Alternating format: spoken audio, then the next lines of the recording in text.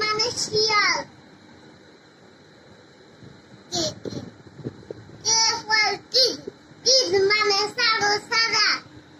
এল ফল lion মানে সিংহ। এবার একটা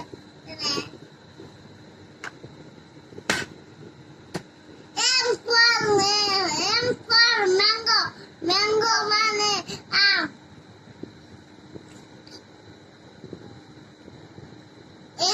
এম ফর নাট মানে বাদাম। O for onion. অনিয়ন মানে পেঁয়াজ।